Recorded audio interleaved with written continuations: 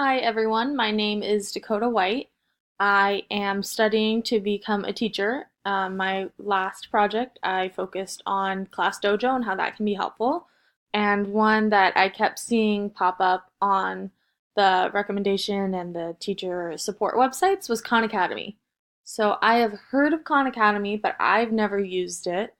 I know that it is very popular in the classroom, so I thought I'd come in and take a look and see what it is.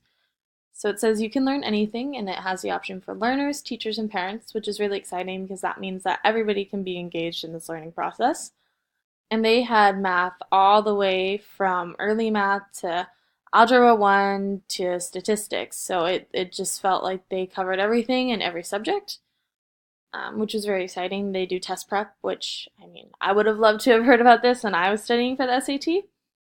But it's very cool to know that they have all that. So let's log in and see what happens. I already created an account hoping to speed this process along. So I just chose to log in with my Google account through ASU, and I chose a first grade class and then the college level career and personal finance classes. So let's just start one and take a look and see how it goes. So they have all of these different topics for you to learn, and with each topic comes a video and then a practice set, and then an overall quiz, and then you can move on to the next part. And at the end of the unit, you have a test, and that is how they determine if you've mastered it or you need to keep practicing. So just to open one up for you, you just fill in the blank, you keep going. If you're not sure, you can go watch a video and you can get a hint. And all of these are very, very helpful because, some kids need that extra boost if the mom or dad or the teacher's not around, which means that they can be independent while using this tool. I liked that you could add as many courses as you want.